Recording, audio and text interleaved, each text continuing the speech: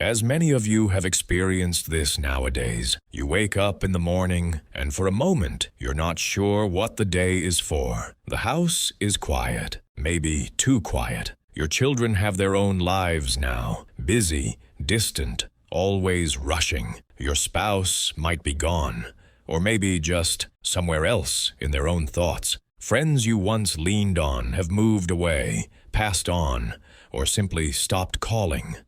And somewhere in that silence, a thought creeps in. Is this it? Is this all that's left? If you've ever felt that way, you're not alone. Millions of older adults wake up every day feeling invisible. Not because they're unloved, but because life has shifted. The roles they once played, parent, caregiver, provider, have faded.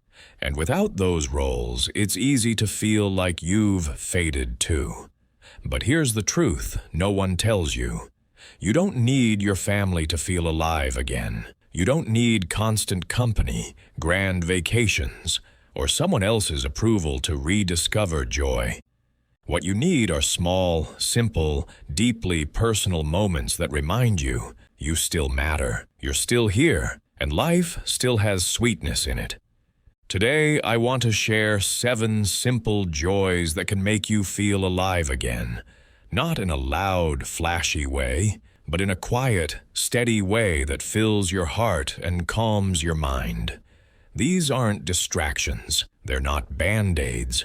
They're real, meaningful sources of peace that don't depend on anyone showing up, calling back, or remembering you exist. They depend only on you and the choice you make right now to reclaim your aliveness.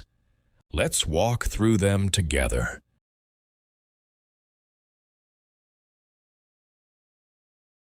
There's something sacred about the early morning, when the world is still waking up and you have a few quiet moments that belong to no one but you. For so many years, your mornings were probably spent serving others, making breakfast for kids, getting ready for work, rushing through routines that weren't your own. But now you have the freedom to create a morning ritual that's just for you. And it can change everything. It doesn't have to be complicated. In fact, the simpler, the better. Maybe it's sitting by the window with a warm cup of tea, watching the sunlight creep across the floor. Maybe it's writing 3 lines in a journal, just 3, about what you're grateful for or what you hope to feel today. Maybe it's stretching your arms above your head, taking 5 slow breaths, and saying quietly to yourself, I'm here. I'm okay. That's it. That's enough. Because what makes this ritual powerful isn't what you do. It's that you do it for yourself. No one else benefits. No one else even needs to know. It's a private act of self-respect. And when you start your day by honoring yourself, even in the smallest way, something shifts. You stop feeling like you're just existing, and you start feeling like you're living. Studies show that seniors who maintain consistent morning routines experience less anxiety and better emotional regulation throughout the day. Why? Because routines create a sense of control, and control creates calm. Let me tell you about Margaret. She's 76, lives alone, and spent years feeling like her days had no shape. She'd wake up whenever, drift through the morning, and by noon, feel heavy with emptiness. Then she started something small. Every morning at 7 a.m., she makes herself oatmeal with honey and cinnamon. She eats it slowly. She doesn't turn on the TV. She just sits, eats, and listens to the birds outside her kitchen window. She told me, "It sounds silly, but that bowl of oatmeal, it's mine." No one interrupts it. No one takes it away. And it reminds me that I'm still worth sitting down for. That's not silly. That's wisdom. Your morning ritual doesn't have to impress anyone. It just has to remind you that you matter to yourself. Start tomorrow. Pick one small thing. Make it yours. And notice how it feels to begin your day with intention, not obligation. There's a quiet magic in nurturing something that grows, even if it's just a single plant on your windowsill. When you water a plant, you're not just keeping it alive, you're participating in life. You're witnessing change, growth, and resilience. And in a strange, beautiful way, that plant becomes a companion. Many seniors feel disconnected from the rhythms of life. Days blur together, seasons pass without notice. But when you care for something living, you become attuned again. You check the soil, you notice new leaves, you adjust the light, you become present. And presence is one of the greatest joys we lose as we age. Not because we're old, but because we stop believing we're part of the unfolding world. A plant reminds you otherwise. Studies from the American Horticultural Therapy Association show that caring for plants reduces symptoms of depression and anxiety in older adults.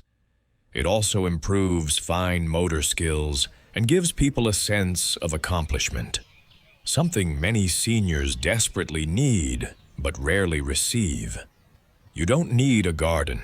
You don't need to be an expert. A small pot of basil, a succulent, a tomato plant in a bucket, anything that grows, anything that responds to your care, that's enough. And here's the surprising part. When the plant struggles, you don't give up. You adjust. You try again. You learn patience. And in doing so, you practice patience with yourself.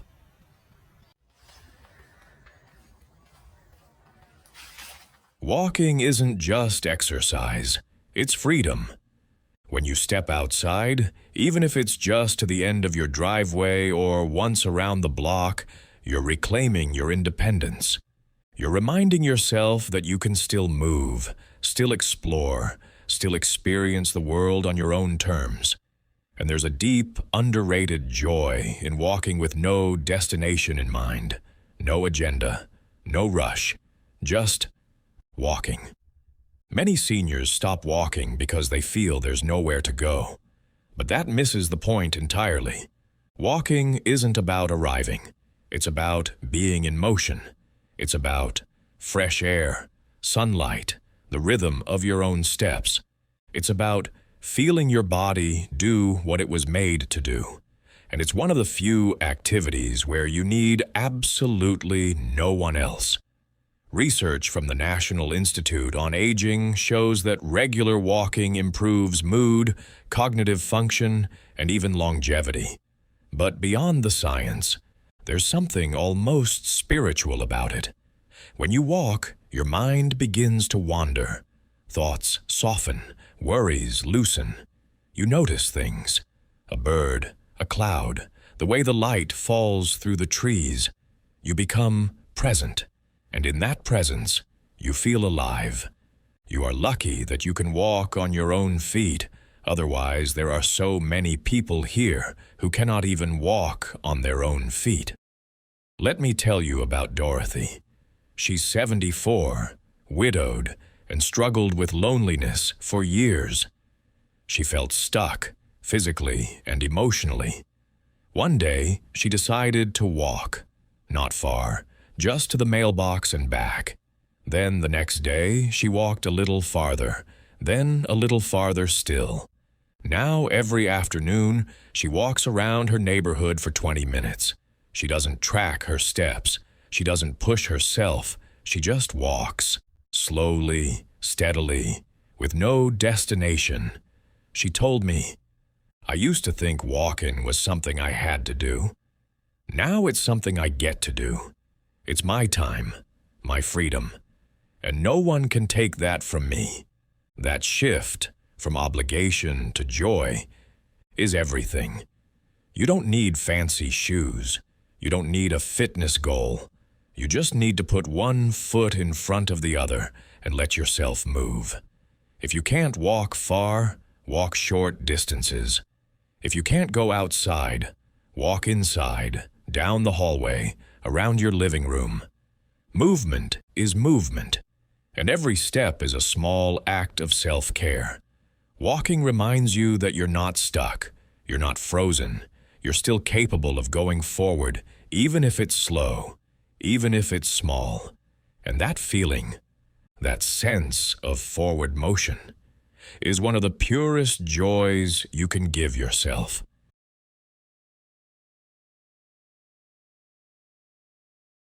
Creativity isn't just for artists. It's for anyone who wants to feel alive instead of just existing.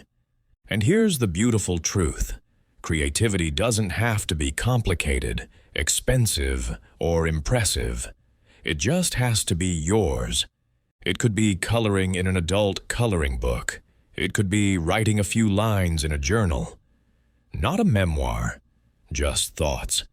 It could be humming a song while you fold laundry, or rearranging the photos on your shelf in a way that makes you smile. Creativity is simply the act of making something, even something small, that didn't exist before. And when you create, even in the tiniest way, you're reminded that you still have something to offer. You still have ideas, preferences, a voice. You're not just receiving life, you're participating in it. Studies show that engaging in creative activities boosts mental health in seniors, reduces stress, and even improves cognitive function. Why? Because creativity activates parts of the brain that often go dormant as we age. But beyond the science, there's something deeply emotional about it. When you create, you're saying, "I'm still here. I still have something to say, to make, to share, even if it's just with myself."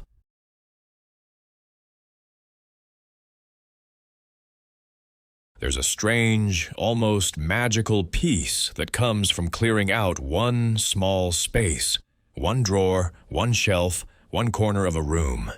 It sounds simple, maybe even trivial, but for many seniors, clutter isn't just physical, it's emotional. Every item you keep carries a memory, a decision, a piece of the past. And when your home is full of things you no longer need, use, or even remember, it can start to feel suffocating. But when you take just one small space, a drawer, a closet, a tabletop, and clear it out, something shifts. You're not just making room physically, you're making room emotionally. You're letting go. You're choosing what stays and what goes. You're taking control. And control, even over something small, is deeply empowering. Research shows that seniors who live in organized, clutter-free environments experience less anxiety and better mental clarity. Why? Because physical clutter creates mental clutter, and mental clutter drains energy. But when you simplify your space, you simplify your mind.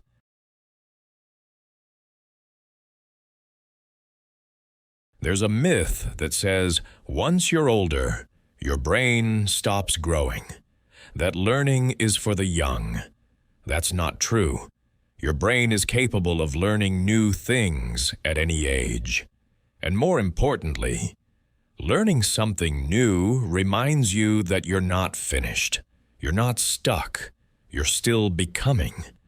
And that feeling, the feeling of growth, progress, curiosity, is one of the most powerful joys you can experience at any age.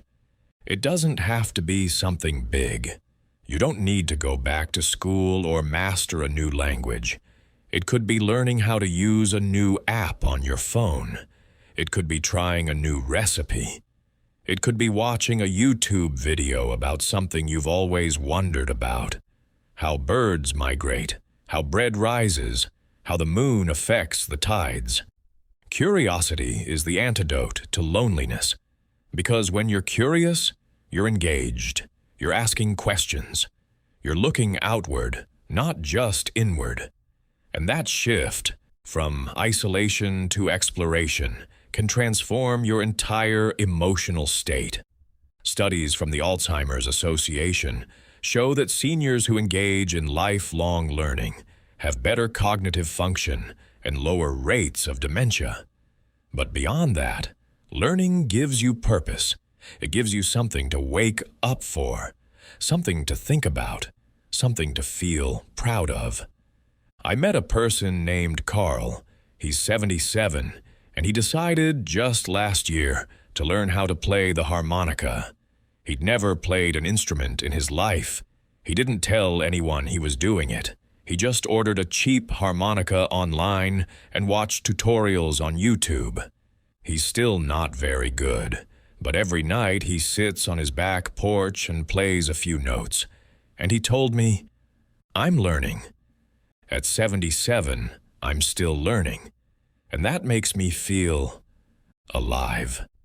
That's not about mastery. That's about engagement. When you learn, you're telling yourself, "I'm not done. I still have capacity. I still have curiosity." And that message, that quiet, powerful message, can change everything. Pick one thing, one small thing you've always wondered about, always wanted to try. Google it. Watch a video. Ask someone. Try it. You don't have to be good. You just have to be curious. And in that curiosity, you'll find a joy that doesn't depend on anyone else, only on your willingness to stay open, stay interested, stay alive. You don't need to show it to anyone. You just have to do it for your own enjoyment. And even if someone sees it, what difference does it make to us? We have to think about ourselves, whether I am enjoying it or not. There's a deep, almost spiritual joy that comes from helping someone, not for recognition, not for thanks, but just because you can. And here's the secret. The help doesn't have to be big. It could be as simple as holding the door for someone at the grocery store, smiling at a neighbor, leaving a kind comment online, watering a friend's plant, calling someone who might be lonely. Because helping means making something easy for someone. In this, we have to see that after helping, we should not expect any reward, because it is the law of nature that if we give good things to someone, then we get good things in return. There is nothing to worry about in this. Our only job is to help. God will take care of the rest. When you help, even in the smallest way, something shifts inside you. You stop feeling invisible. You stop feeling useless. You remember, I still have something to give. And that feeling is one of the most powerful antidotes to loneliness. Many seniors feel like they're no longer needed, like their role is over, like they're just taking up space. But that's not true. You still have wisdom. You still have kindness. You still have time, attention, and care to offer. And the world still needs those things. Research shows that seniors who volunteer or help others regularly experience better mental health, lower rates of depression, and even longer lifespans. Why? Because purpose creates meaning, and meaning creates life. But you don't need to volunteer at a shelter or join a formal program. You can help quietly, privately, in ways no one ever sees. If you've made it this far, thank you. Thank you for staying, for listening, for being open to the idea that life, even now, still has sweetness in it. Because here's the truth. You don't need your family to feel alive. You don't need constant company, grand gestures, or someone else's validation. What you need is already within you. A morning ritual that honors yourself. A plant that grows because you cared for it. A walk that reminds you you're still free. A creative act that says, I'm still here. A small space cleared. A small lesson learned. A small kindness given. These aren't distractions. These aren't ways to pass the time. These are real, meaningful joys. Small, quiet, powerful joys that remind you every single day you are still alive, you still matter, you still have purpose. You don't need anyone's permission to feel those things. You don't need anyone to show up, call back, or remember you exist. You just need to choose, right now, to show up for yourself, to honor yourself, to care for yourself, to remind yourself, gently and with deep kindness, that you are worth showing up for. Because you are. You always have been, and you always will be. But if there are days when these joys aren't enough, when the loneliness feels too heavy, when the sadness won't lift, if this video spoke to you, I'd love for you to share it with someone who might need to hear it. Leave a comment below, telling me which of these 7 joys resonates most with you. And if you're not already subscribed, please do. Because we're building a community here of people who wants peace, calmness, confidence, wellness, happiness in their lives. And that too, not through any magic, but through physical and mental practices. Thank you for being here. Take care of yourself. You deserve it. And remember, the strongest support you'll ever have isn't outside of you. It's within you. Always has been. But when you need it, it's okay to reach out. It's okay to let someone walk beside you. Because you are never, ever alone.